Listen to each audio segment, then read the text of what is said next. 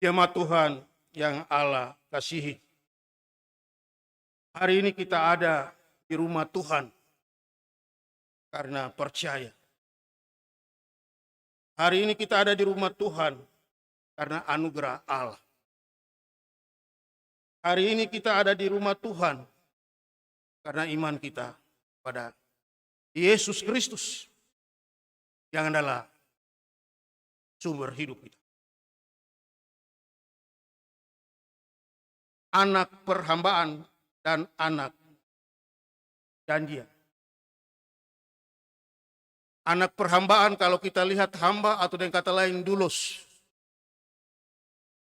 Orang yang disuruh kemana saja dia siap. Dia hamba. Dan di dalam bahagian ini, apa yang disampaikan Rasul Paulus dalam perjanjian lama tentang Abraham, Sarah, Hagar, dan Ismail, dan Ishak sebagai gambaran untuk mengemukakan pandangannya. Abraham dan Sarah sudah lanjut usia dan belum mempunyai anak. Sarah kemudian memberikan hamba perempuannya kepada Abraham, namanya Hagar, supaya melahirkan anak bagi Abraham. Hagar melahirkan anak laki-laki dan dinamainya Ismail. Allah datang dengan janjinya bahwa Sarah juga akan melahirkan seorang anak laki-laki. Berita ini sukar dipercayai bagi Abraham dan Sarah. Tidak mungkin terjadi. Situasi ini membuat dua orang tua yang lanjut usia ini. Tetapi cara Allah, kuasa Allah bagi dunia, Allah nyatakan itu. Supaya dunia tahu bahwa Allah adalah Allah yang kekal, Allah yang patut dipuji, Allah yang patut disembah dan imani. Hari itu, hari ini dan besok, Tuhan Allah terus kita puji dan sembah. Karena Dia adalah Allah. Cara yang Allah lakukan, kita lihat dan kita mau terjemahkan lewat rasio kita, akal kita, hikmat kita, tidak bisa. Karena Allah adalah Allah yang patut saya dan jemaat sembah. Anak Hagar lahir atas kehendak manusia, maka mentaati hukum Taurat. Menjadi cara terbaik bagi manusia. Sebaliknya Sarah menjadi kiasan untuk perjanjian baru. Dalam Kristus perjanjian baru adalah cara baru yang dipakai Allah untuk bersekutu dengan manusia. Cara ini tidak mulai hukum Taurat, melainkan melalui anugerah. Melalui anugerah. Sola gratia. Anugerah Allah, maka nyata. Dari anugerah itu maka hari ini kita datang juga mengalami persekutuan dengan Tuhan. Mengalami persekutuan dengan sesama. Sebagai orang-orang milik Tuhan. Orang-orang yang sudah merdeka di dalam Kristus. Orang-orang yang merdeka karena dosa dikalahkan oleh Yesus. Oleh karena itu, Yesus adalah jalan, kebenaran, dan hidup bagi setiap orang yang percaya kepadanya. Dia tidak binasa karena percaya. Orang yang membuat hukum Taurat sebagai pegangan hidupnya memiliki martabat seorang hamba. Orang yang berpegang teguh pada anugerah Allah, ia akan merdeka. Bahkan sudah menjadi orang merdeka yang membenarkan kita di hadapan Allah, bukan pelaksanaan hukum Taurat. Karena Taurat dan tradisi dipegang oleh para pemimpin Yahudi waktu itu. Mereka berbicara tentang Taurat, tetapi mereka sendiri tidak hidup di dalamnya. Hingga pikiran ini yang ditolak oleh Rasul Paulus. Hanya orang yang datang selamat iman kepada Yesus. Atau orang yang selamat hanya iman kepada Injil. Sebab Injil adalah kekuatan Allah. Menyelamatkan setiap orang yang percaya kepadanya. Karena percaya. Yang lain tidak. Rasul Paulus dengan tegas katakan bahwa Injil adalah kekuatan Allah. Injil adalah kekuatan Allah. Dari Injil itu, sore ini kita datang duduk bersama. Selaku orang-orang percaya yang mengimani kasih Allah. Di dalam bagian ini kalau kita lihat terus, perempuan merdeka dan perempuan yang menurut pandangan dunia ini. Kalau merdeka, tetap merdeka di dalam Kristus. Tidak perlu kembali lagi dalam dosa. Supaya kemerdekaan itu menjadi buah yang baik, buah yang benar, buah yang memuliakan Tuhan, buah yang aktif, buah yang sempurna bagi orang lain. Jika tidak, maka kita mengungkapkan sesuatu di lewat bibir kita akan bertentangan dengan iman kita yang sungguh hanya kepada Kristus. Karena iman kita yang sungguh kepada Allah. Tidak ada yang lain. Jemaat Tuhan, kita hari ini ada karena cara Tuhan. Kita ada hari ini ada karena roh Tuhan. Kita ada hari ini karena kuasa Tuhan. Lain tidak. Oleh karena itu patut kita bersyukur. Kita bilang banyak terima kasih Tuhan. Karena hidup ini ada, saya bawa untuk memuji, memuliakan Tuhan. Ada lain yang sudah tahu bahwa hidup hari ini kita sudah diterangi oleh firman Allah. Hingga kita senang hidup di dalam terang. Tetapi hari ini ada yang sudah tidak mau di dalam terang. Dia hidup di dalam gelap. Moto GKI kita, Yesus 5 ayat 8. Dahulu kita adalah gelap, sekarang kita dalam terang. Hiduplah sebagai anak-anak terang. Kalau kita baca lagi ayat 9 ke depan. Terang itu bercahaya. Ada kejujuran, keadilan, dan kebenaran.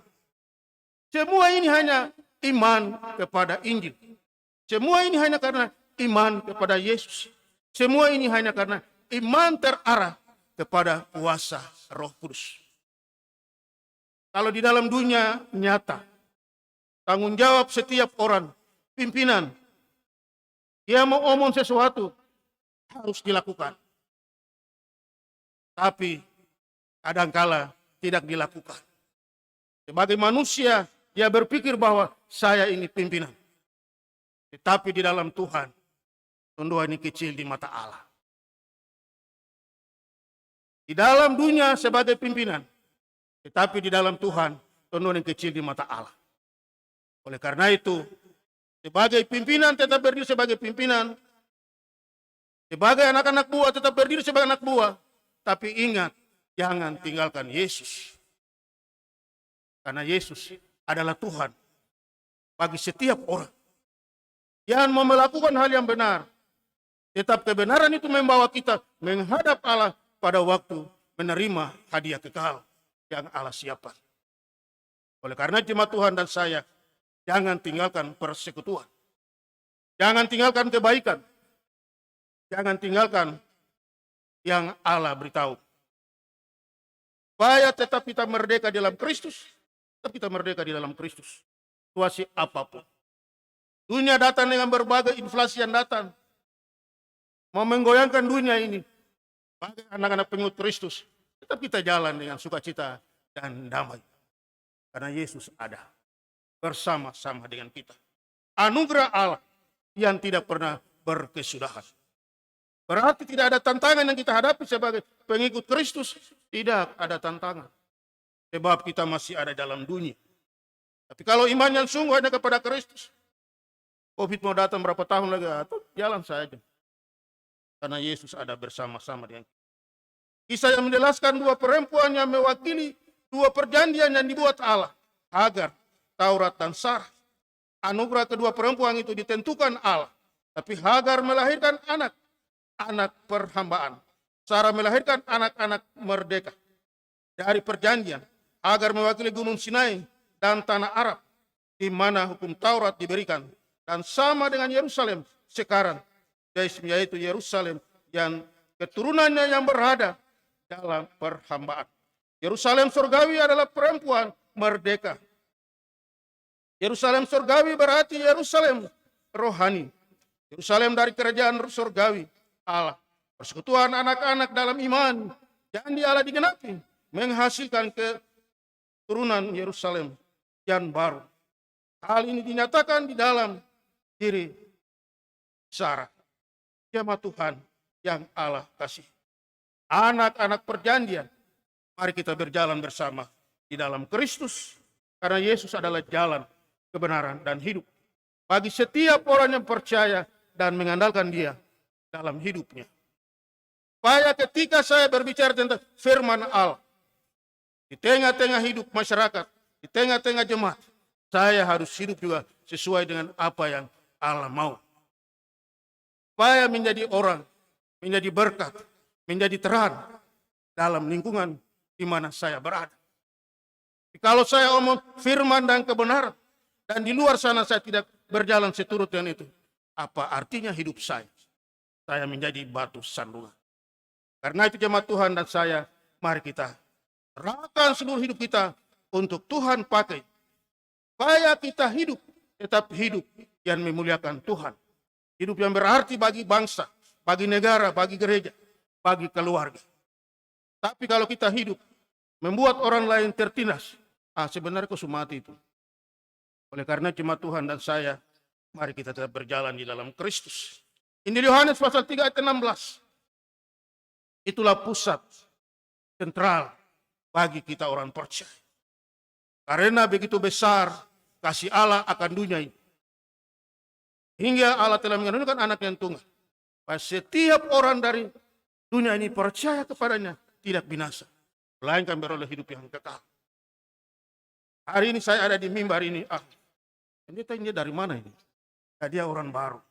Tapi di mata Tuhan, Tuhan bilang, ini pendeta yang pernah dia ada di sini. Belum jadi pendeta, tapi sudah ada di sini. Semua itu hanya karena anugerah Allah, rahmat Allah, yang menolong dan memampukan kita untuk mengalami kasih dengan Tuhan. Roma 1 ayat 16 dan 17. Injil adalah kekuatan Allah untuk menyelamatkan setiap orang yang percaya. Oleh karena itu, Injil kita harus pegang erat dalam hidup kita. Baik di kita masing-masing, dalam rumah tangga kita, situasi apapun yang kita jalani, mari tetap kita libatkan kuasa Injil itu. Karena firman itu kekal. Firman itu memberi kita hidup. Firman itu memberi kita kepastian. Dan firman itu adalah terang untuk menerangi jalan hidup kita. Kita hidup di bawah hukum Taurat, tetapi di bawah Injil yang bersumber pada Kristus. Kita harus menghadiri moralitas orang Yahudi terhadap Taurat. Injil jangan hanya menjadi simbol, menjadi kiasan kekristenan, tetapi harus berguna supaya dosa duniawi ini kita tinggalkan. Berarti kita tidak tinggal di dunia, kita masih ada dalam dunia. Dosa tetap kita hadapi, tapi di dalam Kristus kita mampu untuk membedakan. Ini bukan milik saya, orang lain punya. Saya tinggalkan karena saya dipimpin oleh kuasa Tuhan. Orang di luar bangsa Yahudi harus diyahudikan dulu berdasarkan anugerah Taurat. Baru layak menjadi bagian dari persekutuan Yahudi yang menerima keselamatan. Di dalam Kristus tidak. Yang datang dan percaya Yesus, dia diselamatkan. Pandangan-pandangan inilah yang Paulus mau supaya hanya datang dan bersandar kepada kuasa Injil, supaya ada kehidupan. Dan hadir sore ini, kita percaya bahwa kita dipimpin oleh Roh Tuhan. Tuhan merangkul kita untuk menjalani hidup ini tengah-tengah alam kemerdekaan. Pulih lebih cepat, bangkit lebih kuat. Itulah pikiran hikmat dari pimpinan negara kita. Menyampaikan kepada setiap kita, para pengikut Kristus, supaya tetap berada di dalam kasih Allah. Tidak usah ada di tempat-tempat yang lain. Wasi apapun tetap ada di dalam kasih Allah. Karena Allah mengasihi saya mengasihi Allah, saya mengasihi sesama saudara dengan kasih agape. Tuhan memberkati kita dengan firman-Nya.